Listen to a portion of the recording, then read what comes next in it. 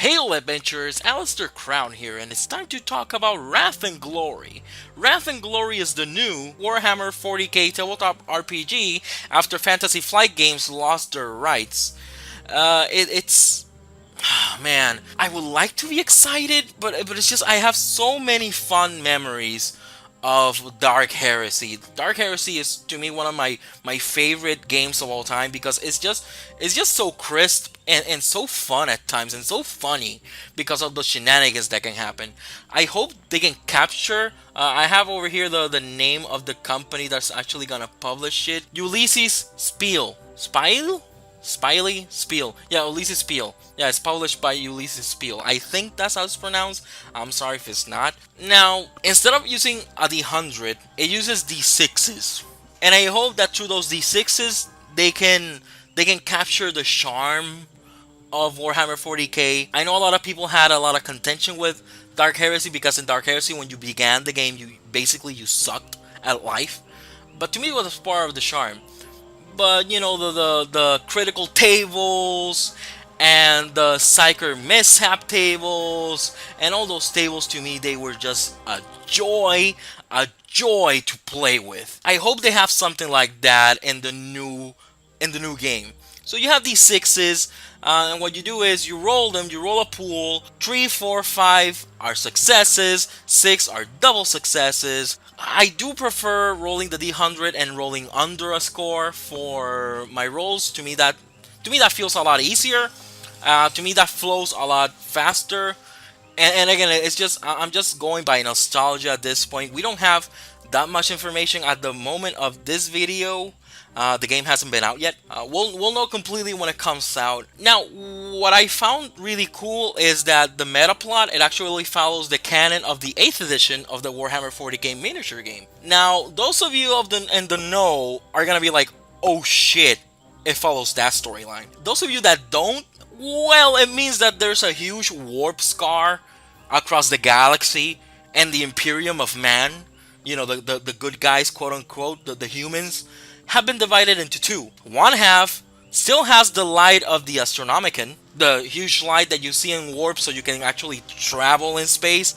And the other one, the light is fading. So yeah, really bad stuff in that part of the galaxy. Warp storms, warp demons, Xenos probably. Interesting?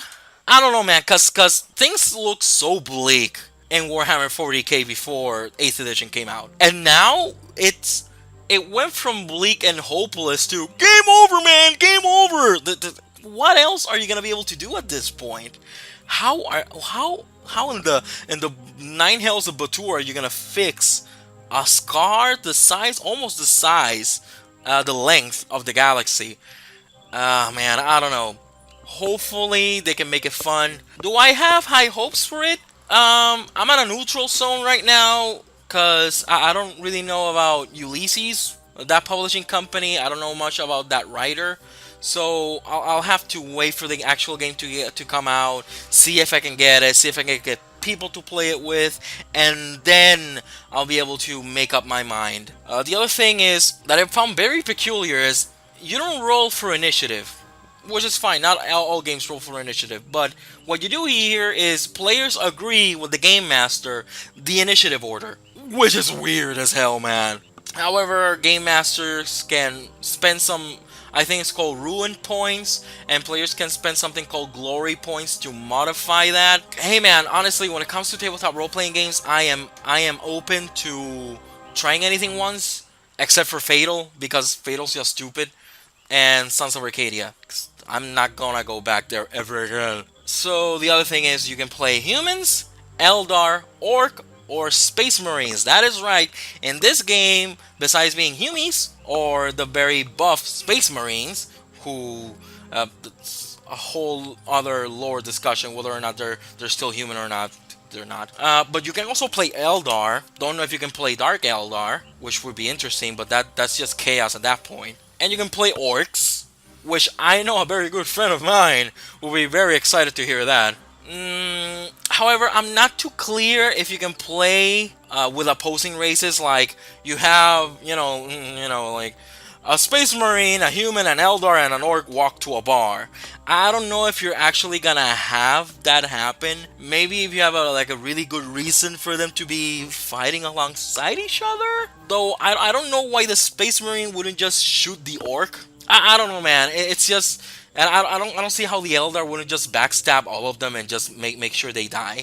The enemy of my enemy is my friend. Maybe it'd be interesting because, well, it depends on how many like classes, quote unquote, archetypes they have for each one. I know there's a list online, and from what I saw, there's only one orc archetype, one Eldar archetype, depending on the tier of play, because it has like I think it's like 4 tiers.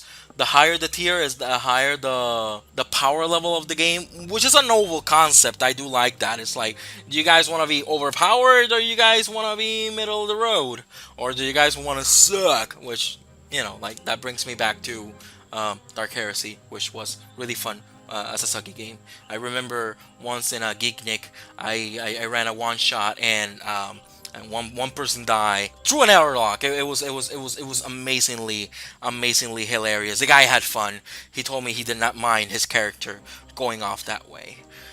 So yeah, that's basically, this is really cut, dry, and quick and dirty video. I actually wasn't even planning on making this video, so shout out to, you know who you are, that you wrote to me and you said it would be really cool if I could have your take on these two games. So hopefully you enjoyed this, and anybody else that saw this, if you liked, remember to click like, subscribe if you loved it, and I'll see you guys next time. I'll see if I finally, because here's the thing, guys. I'm currently storylining an intro. I'm gonna do like a really crude animated intro for my channel, and I'm working with that little by little. Plus, I still have more drawings coming in, and the backgrounds. Everything's like moving slowly because the missus is the one doing them, but she has her crochet business, and I don't want to step on that. She's actually, at the moment of this video, she's making a unicorn dice bag. So yeah.